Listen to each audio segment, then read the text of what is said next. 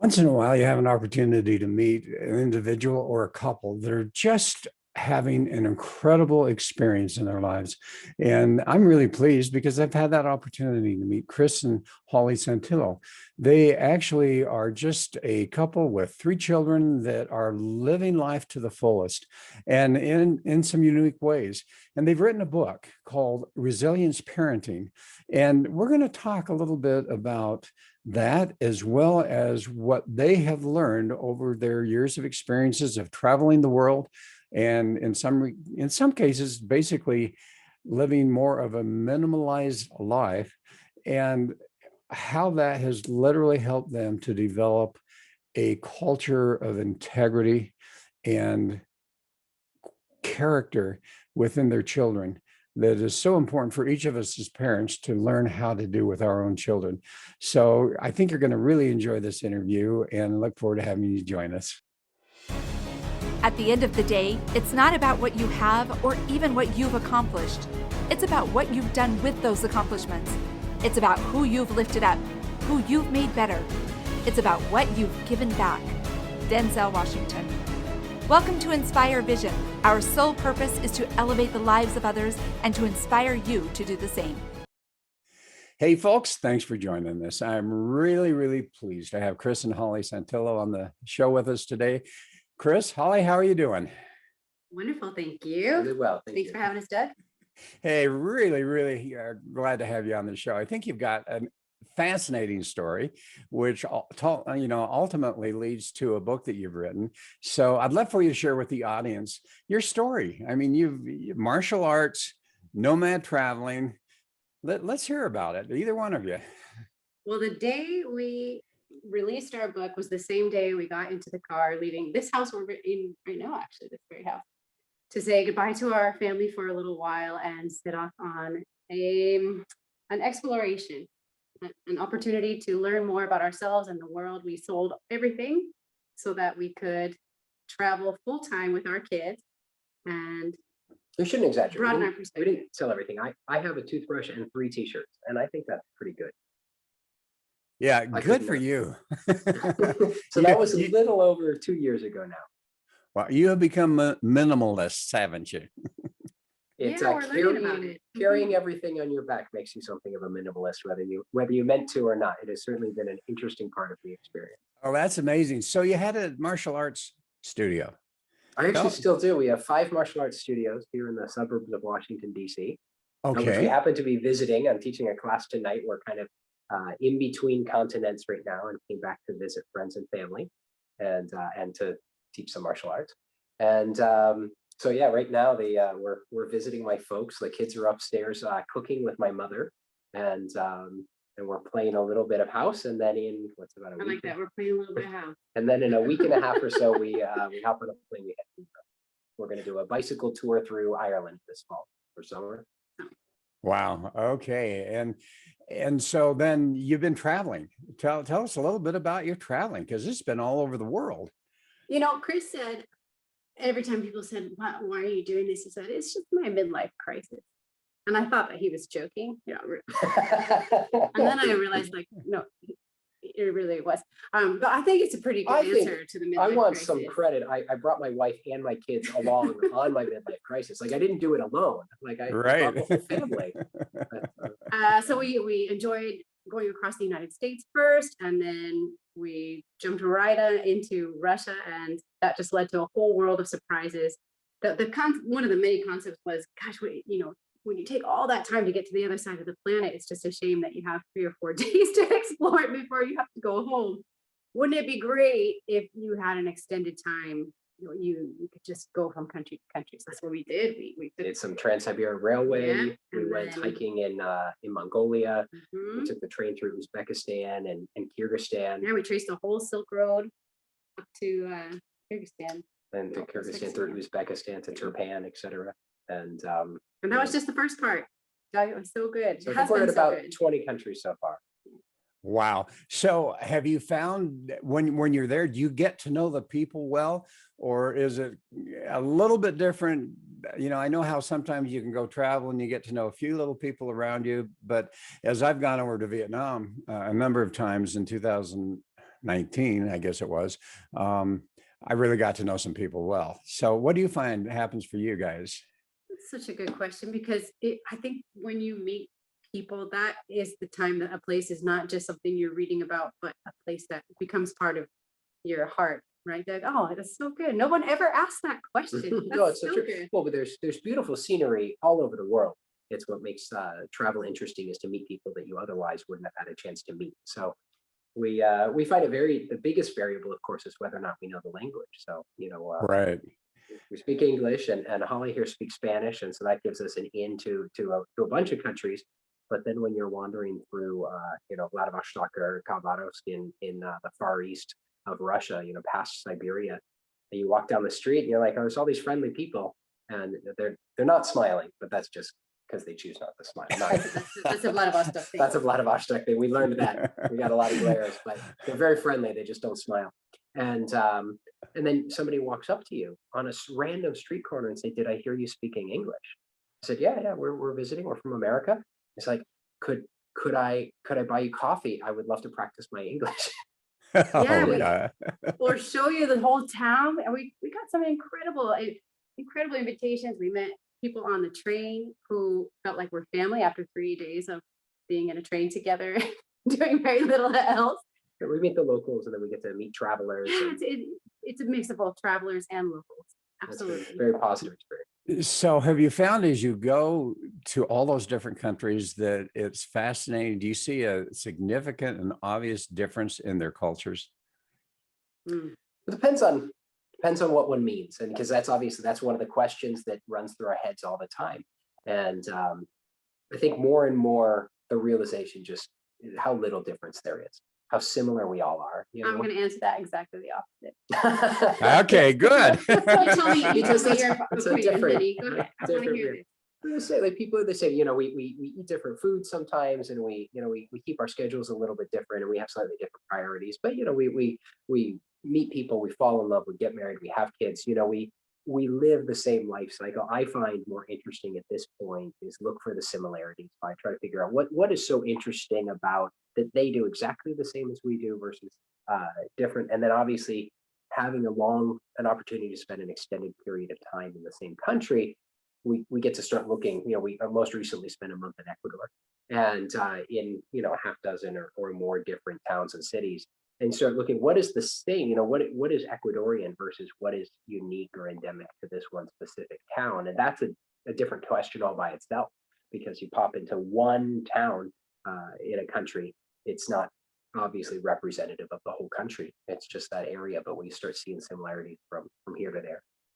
All right, Holly, I want to hear the opposite opinion here. I wholeheartedly believe in everything that Chris just said. We're people, all of us, and we're all trying to answer the same very basic fundamental questions. But I have been sometimes shocked about how profoundly different the answers are. You mentioned we might vary our priorities, but I have found that people prioritize so differently in culture. And sometimes it's so it's the water that they're swimming in, it's the air that they breathe, and you don't even it's subtle. It's almost like a feeling. And what comes to mind for me is thinking that being in the Dominican Republic was going to be more or less like being in Colombia. Good music, Spanish speaking, used to be run by the Spanish. They had a lot in common, I thought, but wow, what an incredible difference of how they live their daily life, how they interact with people. Yeah. Yeah. I think that's the fundamental difference. Yeah. And it's interesting. When I was over in Vietnam, I was so impressed. Obviously, coming from the United States, there's such a focus on making the next dollar and doing that. And, I'm not going to be happy if I'm not doing this or that and making this kind of money. And when I went over there, they do have a focus on making money. But my impression overall, and I spent almost 3 months over there, a couple of times, and my impression overall is that they're, for the most part, happy people. They may make, if they're lucky, in some cases, $200 to $300 a month. and yet they love their families, they're comfortable, they just live with what they have. And it kind of goes to that minimalist type of situation, which is really hard, I think, sometimes. But it's interesting to see these different cultures and how I think so often we can learn some very important lessons from these other cultures. I think you make a very good point. There are a lot of countries that fall in that bucket. And we talk about it. The people who are on average less affluent than the United States and on average happier than the United States. And, we think that shouldn't exist. Like, we think that, that our path to happiness, our route that we're going to go make more money and everything's going to be better is a good route. And it's not, and it gets disproven in a lot of different places. Time after time. We spent a long time in Cambodia, and I felt very much like you felt about Vietnam. I kept waiting. I bet he's going to say family. I bet he's going to say family. Because that was what I got. It was everyone was so interconnected there. Work and home were the same place. It was integrated. It was not the goal. Well, at our time in Cambodia was interesting. That's where we were when COVID shut all the borders. So we were headed on to Thailand in 3 days when all of a sudden all the borders shut and we couldn't leave. And then our 1 week in Cambodia turned into 2.5 months. And so we got to see them through a very formative experience, and we were back in touch with friends here and friends in Europe and friends down in Oceania and whatnot, and talking about everybody's experience. But we were there in Cambodia, and this is what happens when all the business is shut, and this is what happens when everyone loses jobs and whatnot. And just like you say, the families and the connection and I used to make this much money, but I don't because all the tourists are gone, was surprisingly well accepted. Like, it wasn't the most important thing. We noticed they just kind of withdrew back into family. They spent more time with their family. Yeah. And how did Cambodia do overall with COVID? At the time, a year ago, we wondered. We spent a lot of time debating this very question. Yeah, the news reports were that nothing was happening in Cambodia. Well, that's not strictly accurate. Like, the government was officially releasing a very detailed list of how many people had Cambodia or had COVID. We left in mid-May, so there was a couple months there in 2020. But the official line from the government was that 0 people had died of COVID. Had died. That's right. At all. Yeah. And that it was countable. Like, at one time there were never more than 30 people in the entire country who'd been diagnosed. And so there was a lot of debate of whether you can trust. The government's not known to be super trustworthy. Yeah. So we kept asking people, do you know of anyone who's sick? Do you know of anyone who's sick? It seemed like there wasn't anybody. So most of them wear masks anyway, don't they? At least, absolutely. And that's what's interesting. Same thing in Vietnam. When I stay in touch with a friend over there, this is still over there because they can't get out. But it's the same thing. When I was over there, everyone, I would say 50 to 70% of the people were wearing masks. They'd come into the home and they'd have masks on. And I'm going, what on earth is going on? And, it's interesting how there's that culture that is just accepted. And I think because of that, they had a very subtle challenge with COVID, whereas other countries that are absolutely not going to wear masks really had challenges. Even here in the United States, there's still that big fight. Should I wear a mask? Should I not wear a mask? And so on and so forth. Whereas the countries that it was just kind of what they did anyway, it was really an interesting situation for them. Yeah. They also have, I think that's a very good point. And then we also observed they have a very outdoor lifestyle. Like, most of their dining is outside. We saw the same thing in Dominican Republic. And part of that, of course, is just climate based. Right. All year round, it's pleasant. So their homes in Cambodia are by and large open air. They don't have central air for the most part, and they don't recirculate air. And so you get more fresh air just every day of your life. You're more likely to ride a scooter, less likely to be in an enclosed car. And that combined with the mask that you mentioned, I think really, really helped. So I'm really curious, when you think about all of your travels, what lessons have you learned that you think could be so applicable to all of us here in the United States?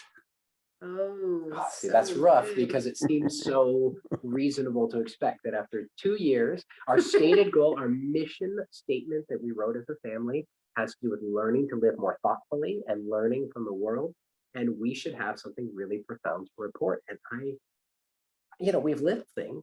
I've got some Oh, I'm sorry. We have important, and hopefully you'll profound remember things some to when I reflect. start talking. So Chris, here's the thing: your left brain, Holly's right brain. We'll have Holly answer those questions. Yes, sir. Yes, sir. Appreciate that. I'll get him going. He's gonna come up with something good. So yes, I was shocked, speaking of Cambodia, shocked at the level of garbage with that, when you have a country that has been introduced to the idea of the plastic bottle, but has not yet been introduced to how to process garbage. Yes. You see it. It no longer is gone to a magical place. It is everywhere. And it was in Mongolia that we met a family who is passionate. They were also traveling with their children, passionate about environmentalism. Way back in the United States, in Boulder, Colorado, we learned about how to daily be having less of a carbon footprint for our future and our children's future. So all along the way, we've been collecting information and just reinforcing the need to care more about what we do. And it means consuming less. It means not, we started off with this, just not having things. It means consuming less food, different kinds of food. It means moving around less. It means sometimes deciding you shouldn't just have everything you want, but make a choice that's less about you and more about the future. So I would say environmentalism was a big one for our family. We shifted quite a bit. Which has dovetailed nicely with the other one, which you alluded to earlier, with the idea of minimalism, which was not our stated goal. Like, our goal was not to own fewer things, simply that we decided backpacks were the practical way to travel around the world, and you can only fit so much in a backpack. So this is what I'm bringing. But we have shed items with every step, and felt lighter and more free, and realized just how few things I need. There are some things that I need or want, depending on one's definition of those two words. But there are many fewer things than I would have guessed if you had interviewed me 2 years ago, 3 years ago, and how liberating and free. And then that dovetails so nicely with what Holly's saying, is when you realize I don't need everything that I think I want, I don't need every one of my whims to be satisfied, then I can both simplify my life, I can and decrease my impact on the planet all at the same time.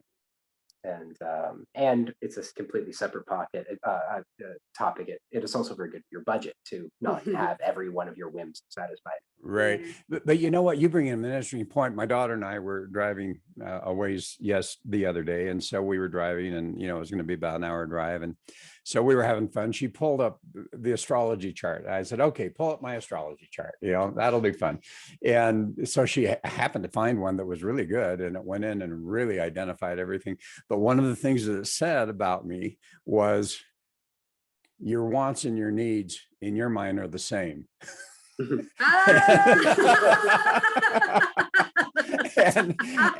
I Yes.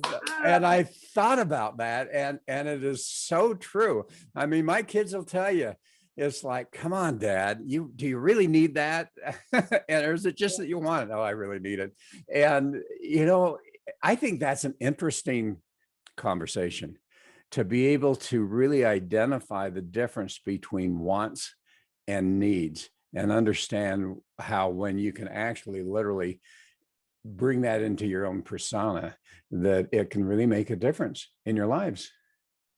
Well, this is an important part of parenting. It is an important part of parenting. This is a phrase that happens in our house a lot. Just yesterday, my 8-year-old said, as so many 8-year-olds, and I wish I could remember the specific, but I need such and such. Let's back it up. Do you really need it? And it's it isn't a need, it's a want. It's I would like. It's like, this would be convenient for my life, but we don't need this item. And then we, then you get the kids, I'm starving. That one Starving, yeah. right? It's like, starving. Okay, let's go back. Let's take a step back. Starving means you're going to die in the foreseeable future without nutrition. Is that accurate? It's like, no, it's been an hour since I've been well fed, so I'm mildly peckish. Okay, so I'm mildly peckish, and I would like a small snack. Is very different from I'm starving, but we turn all of this mild want into need, and then there's no room left for need, right? Then there's no way to respond to differently when something is a legitimate need. My child, it's a classic child cried wolf. One of my kids is going to starve to death because I'm not going to believe him when he tells me. That's Yeah, and I think that's such an interesting concept, because how often, if there's something that we really need in life, that's one thing, but somehow we've mixed up those wants from our needs, and all of a sudden we find ourselves very, very frustrated, comparing, doing all of those types of things that can bring about a lot of discomfort emotionally in our lives. for sure. Mm, Well, you said yeah. comparing's so powerful. I think this Mhm. was 2 days ago, our parenting lesson. Comparison is the thief of joy. We've all heard that said 1,000 times. And I think it's a very good point. It's like, well, the guy next door has a Mercedes E-Class. I only have a Mercedes C-Class. So I need a new Mercedes. Like, no, you really don't. You would probably benefit from a bicycle. Yeah, if you can ride them. So let's talk about that a little bit, though, because right now, I think, particularly here in the United States, there are a lot of people that are really struggling. I mean, COVID hit hard here, and in many cases, businesses got hit very hard. People got hit very hard. I was just talking to a few people the other day, and for those that have been in their house for a year now, and not a lot of interaction and not a lot of fellowship and all of that type of thing, it's been really rough for them. Yeah. And I guess part of that is, as I think about it, part of that is very real. I mean, we know that. I mean, it even happened to me. I was interviewing someone a couple of weeks ago, and we were talking about depression and so on and so forth. And as she was explaining what some of the key signs were, I'm sitting there going, wow, that's me. Mm. And I had never really thought about that. And it's like, you know what? That's true. That has really hit me also. And it was kind of just, you just don't want to do what you normally like to do. And so it's like, okay, I'm going to get out and start traveling, doing some of those types of things. But the reality is I think that for many people, the needs versus the wants are creating some frustration, some challenges in their lives. And how do we help people to understand the difference between needs and wants? And also, how can we help them to find adventure in their lives? Now, you guys obviously are finding adventure in your life. And I love the word adventure. And I think 2 years ago, I thought, you know what? And in fact, I said to myself, I am going to have a life of adventure. Now, that means different things to different people. But what are your thoughts as you've traveled around, and obviously you've written this book on resilience parenting, and we are going to get to it eventually. But as we talk about that, what are your thoughts as far as how do people differentiate between those needs versus the wants, and how do they develop adventure in their lives again? Wow, you don't ask easy questions, do you? I don't. You're not curious about the weather. It's quite nice. I can tell you about the weather. So the needs and wants are tough, and I think you're absolutely right. Not only do we take things that are listed as that are actually wants and call them needs. I think we very often treat things that are needs and behave as though they are wants. Like, I think it's more likely to run across a person saying that they need a new car than it is to hear a person say, I need a certain quantity of human connection and fellowship in my life. When the reality is, you don't need the car, you want it, and you need fellowship and community in your life. Like, that's a basic fundamental need, because it sustains us, as significantly as as the food that we eat and the bread that we break, right? So having that connection. So I don't know how to help people see that except encouraging, the kind of introspection that you were describing. That so how do I feel when I buy a new material possession, whether it be a car or a new massage chair or what other things we waste our extra money on? How does that make me feel one day later, 1 month later, and 1 year later? And the answers often are excited, blasé, and totally apathetic, kind of on that time scale, right? Versus how do I feel when I have versus don't have human connection and community on a daily basis? And in the absence of that, we feel increasingly withdrawn, increasingly depressed, increasingly despondent. And when we have a vibrant social community, a vibrant connection to our friends, family, and the community around us, then we feel increasingly vibrant and strong and healthy, both physically and mentally. Because if you aren't taking care of your mind and your body and your spirit all together, then you're not taking care of any of them. And so I think it's the introspection. I wish I had a better rule of thumb. Yeah, I'll tag onto that. One way to introspect is to put it on paper. You might have some thoughts, but they're a bit nebulous.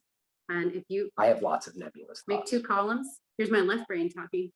Make 2 columns of need and want, and figure out where your priorities lie. Maybe you feel like you do need a massage chair, and I will not disagree with you if that is a need. But that's a debate you need to take up with yourself. Food and water ought to be on the need list, right? Yeah. And hopefully that would teach you something. It brings to mind what we did write in our book. There's a parallel here. We talked about parenting with intention, and that's just one aspect of living with intention. Tomatoes keep popping to mind, Doug, and I will explain to you why. Okay. Tomatoes? It's because I have made an intention to eat local, in season food, to make that my priority when eating, whenever possible. And so I no longer buy bananas at the grocery store. I want bananas. I really like bananas. I don't buy them anymore unless I'm in a country that's making them. Doug, I still buy bananas sometimes when she's talking about it. Yeah. Well, and I get that, because particularly when you're in Asia, those people go to and they don't necessarily have the grocery stores, but they go to the food places Market. every day. They just go to the market every day to get the fresh food, bring it home, they cook it, and they go to the next day. And that is fascinating how that If works. it's not grown there, then you don't eat it. Well, and yeah, and as you talk about the needs, and I do want to get into the book. As we talk about needs, I do want to talk about adventure, because I think everybody needs adventure in their lives. Obviously, not everyone has the ability, like you guys do, to travel all over the world and do that. But for everyone, adventure is so important. So if you were to think from a minimalist standpoint, for those that can't do what you guys do, how does one find adventure in their lives? Because I think that's such an important aspect for them. So I mentioned before, our travel credo, as we set off on this adventure 2.5, whatever it was, years ago, we sat down as the 5 of us and drafted our travel credo. And this is something we say, and we say it before meals and a couple of times a day. And we try to stay connected to why we're traveling. And one of the important lines in there is, comfort is not the goal. And it's funny, it's built into our genes. We've been doing it for as long as we've been around. We are seeking comfort. We go from an uncomfortable bed to a more comfortable bed. We go from a less comfortable car to a more comfortable. We buy a bigger house. We air condition. We seek more comfortable clothes. It is something that we do all the time. All of our decisions are guided by it. But ultimately, we have to step back and realize, though that was a developmental aspect of our society for a long time, for many of us, for most of us in American society, we are more comfortable than we benefit from. And we are too comfortable for our own good. And we need to get outside of that. And as you said, adventure means different things to different people. We were visiting with some friends recently, and they had been to the Dominican Republic as we were recently, and they stayed in an all-inclusive resort. And they drove, and she said, I think we might have gone all the way to Haiti. I don't know. We crossed the national border, and I was unsure if we were safe where we were and whatnot. And I said, where were you when you go? I said, we went 45 minutes. I said, it was a much bigger country. It was 6 hours. You're 6 hours away from the national border. You didn't cross. There were no border guards involved. There were no security checks. You went to what we call a restaurant in a not quite that affluent town. That's what you did. But to her, this was like, that was adventure. Right. This was a James Bond movie. In her recollection, this was exciting. And, and we break down the side of the road in the middle of a country where we don't speak the language, and we, figure it out.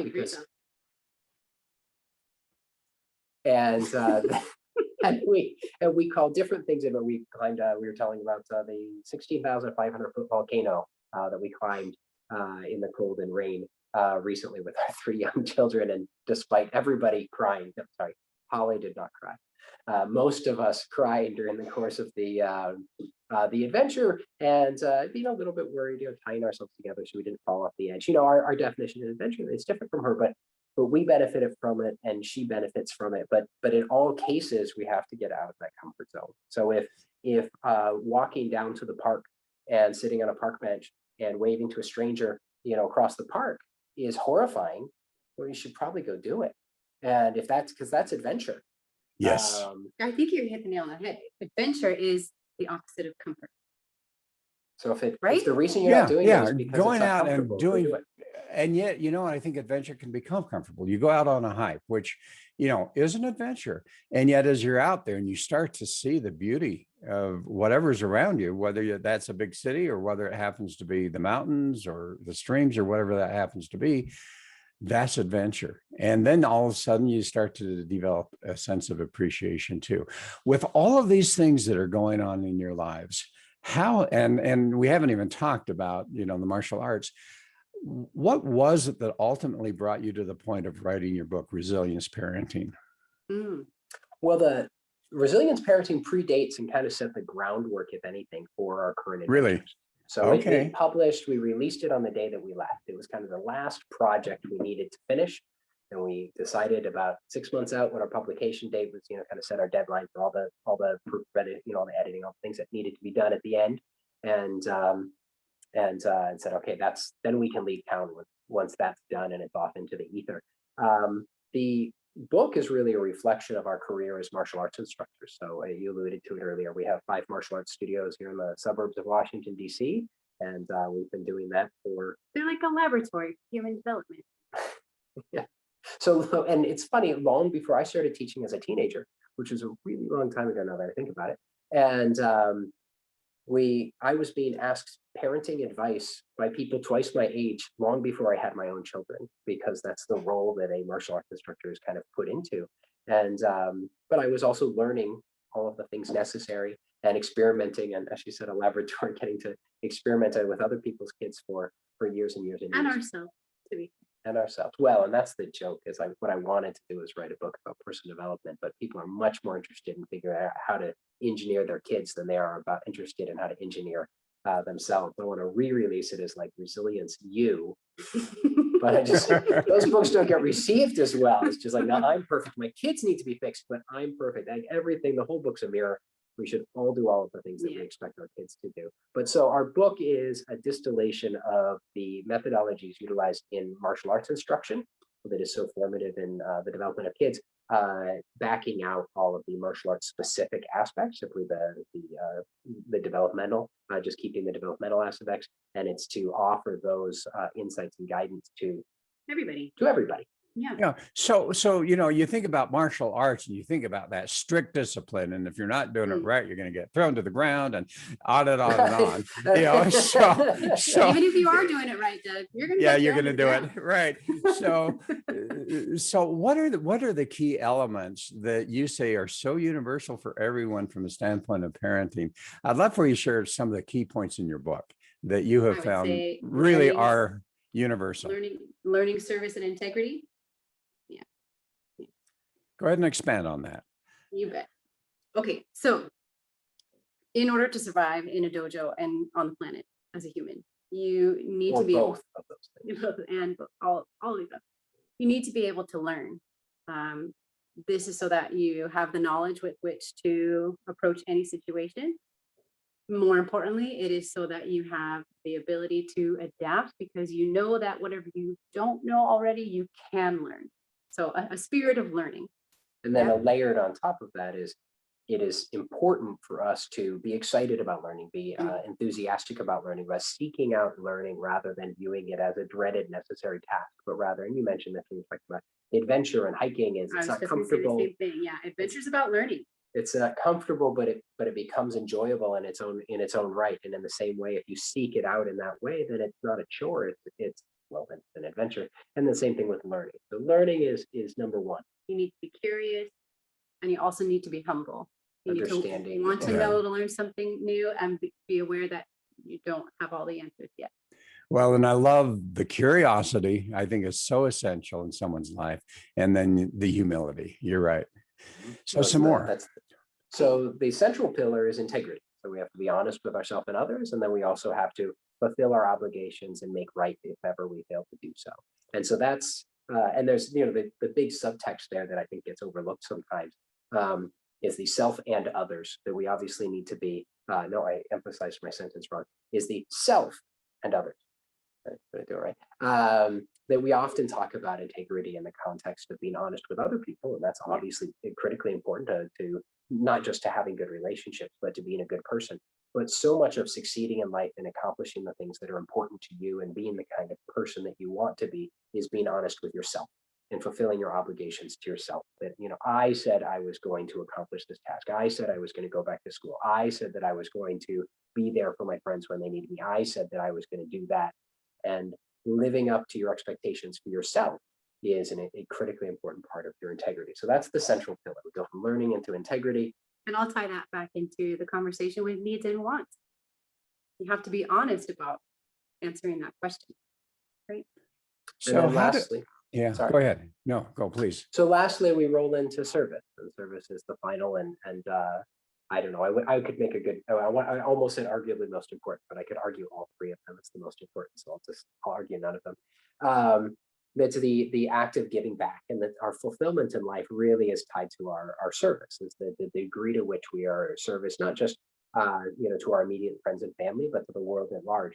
That is where we derive our fulfillment. That's what we talked about, being locked in your home.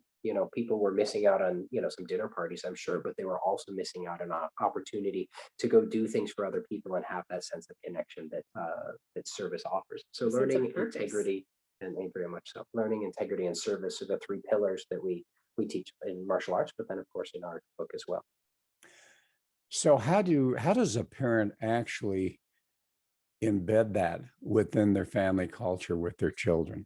Because with a really boring lecture that you just say again and again. Yeah. Or just well, obviously we're going to record this, so we can just have everybody just listen to this. But it's one thing to hear the words. It's one thing to read the words. It's one thing to see somebody that apparently has a very wonderful culture and is teaching an incredible culture within their children. But what has been your experience as far as how do you actually do that? How do you engender curiosity? How do you engender, which becomes learning? How do you engender humility? And how do you engender service within your children? Because I agree with you. I think those three things become the foundation of what we can call an incredible character. A lot of ways. One, have a plan, have a game plan, talk to your kids about what you think is important to develop as a family. Those three are our suggestion of where you might want to start. Why is learning important? Is learning important for us, etc. And write it down. Yeah. Then we actually, like Chris said, we say these goals to each other every day before a meal, just to keep a reminder up, so that if ever we come across a conflict or a question that's hard to answer, we can go back to our stated intention. We have a mission statement as a family. So when you said the word family culture, that's what came to mind. But then down to the nuts and bolts of your everyday life. Aside from that, you're going to model for your kids the kind of behavior that you want. So if you think they should be learning, you need to be showing that you're learning too. And not only that, you need to draw out for them. So you can't just put them to bed and then open your book. You need to read with them. And by the way, that's going to be a much more enjoyable experience. That it's like family reading hour now. It's something that you share. So I want to draw out please. Holly's point about drawing out the lesson, because if you just do so, the simple and odd example is if you were to spend 18 years raising your child before kicking them out and locking the door behind them, and during that time you always told the truth, you fulfilled every one of your obligations, and you never breathed a word on the subject, I'm not sure that they would pick that up. They might not notice, because things go unnoticed sometimes. And so while it is obviously important that you do your best to maintain your perfect integrity and always be honest and always fulfill your obligations. That's not enough. That's insufficient. You also need to talk about that. You also need to, and sometimes the stories are the best the times when you almost didn't, or even as the case arises, a time when you might have failed to do one of these, live up to some of your own expectations for yourself. These are important things to share with your children, because this is the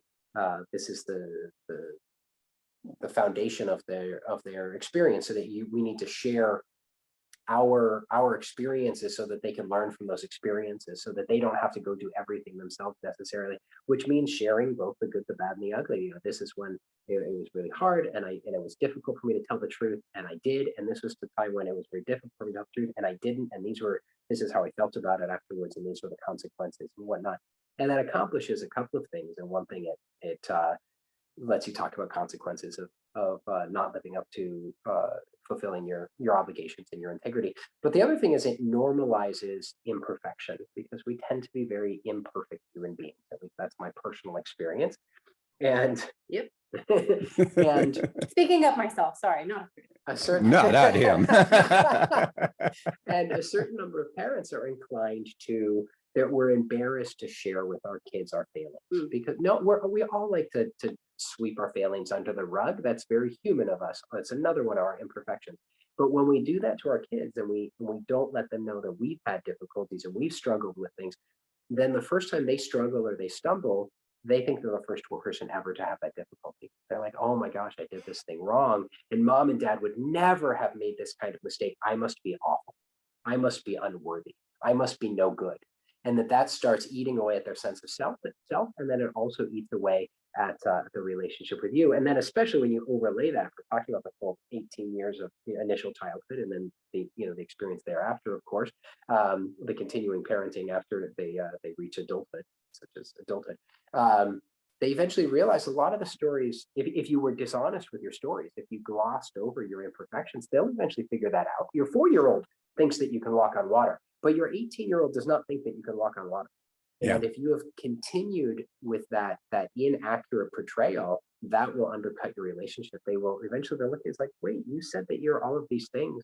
And our 10-year-old, this was literally, I think 1 week ago, week and a half ago, our 10-year-old, he was just feeling a little funny. And he's like, when I was really young, I thought you guys were like a king and a queen. I thought he said gods. He might have said gods. That's even weirder. And I thought, and he just went on, and he's a funny, clever, and he thought he was hilarious and whatnot. And I said, well, that makes sense. Like when you were very, very young, like you lived in our house, and we're in charge of that house, and we're the king and queen of that house. But as you've gotten older and you've gone into the greater world, what you find out is that your mother and father are just 2 more people full of 8 billion people. And we're good, decent people, but we're not special. And that realization is really important, because he's going to wake up and realize someday that he's not special either. And I don't mean that derisively. I don't mean that negatively. I mean, like, he's just one more of the 8 billion wonderful people on this planet. And the sooner, if he knows already that his parents are normal too, then it'll be easier for him to just be normal. The saying that comes to my mind is, what you are thunders so loud in my ears, I can't hear what you say. And I think so many times, with a lack of transparency, that's what our kids experience. And I think that's why we see such rebelliousness, all of those types of things. And it's not easy to be transparent. It's not easy to be able to admit to your children, you know what? These were my down times, and this is what I went through. But what I've learned is that when you do that, there's such a greater connectivity that occurs, and a sense of trust. I tell a story in the book about keeping integrity. I nipped somebody's car on the way to the light, and I heard the sound. Did I hear a sound? There's like the little voices in my head. No, you didn't hear anything. There's nothing going on. Nothing to see here. Wait a minute. I don't know. I have this feeling. It's like, oh, what if I did? That's going to be like some silly centimeter of plastic that's going to cost me $500. And I don't want to go find out. And I had driven 2 stoplights before I said, oh, I need to go find out what happened for real. And I wanted to share with kids, not just like, okay, I did it, I made the right choice. And not only that, she gave me a fruit basket hate or that part of something. the I know story. you hate that part of the story. You know, it all worked out. I hate that part of the story because No, I gave her the fruit basket, but it's because she said, don't worry about it, right? she said, don't worry. But in the end, I wanted to share with them less about it was a success of me maintaining my integrity more. It was hard to do it. I was really tempted not to. And you probably will be sometimes too. And you're gonna tell the truth, not because it's easy. or because you're gonna get let off the hook, because that's not always gonna happen. You do it because it's right. Well, yeah. I think there's so many lessons that we could learn. And I think this fear of transparency, the fear to let your kids know you're not perfect and, you make mistakes and so forth, I think really causes more harm than it does good. So I really appreciate what you're saying about that. Can you believe time is gone? Is that right? Yeah, we talk a lot. This has been a great conversation. I appreciate you guys so much. What would be some of the first of all, how can people find your book? So our book Resilience is at- Parenting. That's right. Resilienceparenting.info, and it's available on Amazon and bunches of other places where you buy books. Okay. And with all of your experience and adventures and all of that, what would be the message that you want to share with the audience as your last message, at least for this show? Well, I think the broad lesson I'd like to harkens back to something that you mentioned, is just that life can and should be an adventure. We all deserve to have adventure, and we should have the courage to do so. And then the parenting specific is really just expounding on that parenting, when we choose to treat it as such, is one of the greatest adventures in life. And approaching it with those eyes and seeing your kids as the wonderful co-conspirators in the adventure of life is just a wonderful way to live, and a wonderful opportunity that we've all been blessed with. And Holly, we're going to give you the last word as always, I'm sure. Oh, excellent. Thank you. Well, I want to say comfort is not the goal. Resilient, present focused, and full of gratitude, you can persevere despite your fears. And you can actually love life and be grateful for life. That's wonderful. Guys, thanks so much. This has been a lot of fun for me, and I appreciate it. Likewise. And it's so good Thank just you. to reinstate our goals, and we're going to go be better parents today for it. So thanks for that opportunity. Oh, thank you. And folks, hey, thanks for listening today. Hope you enjoyed it. You can get and listen to this on any of the apps that you're listening to. It's also going to be on video, by the way, on my YouTube channel, Inspire Vision. So anyway, thanks for listening. Have a great week and find some adventure in your life.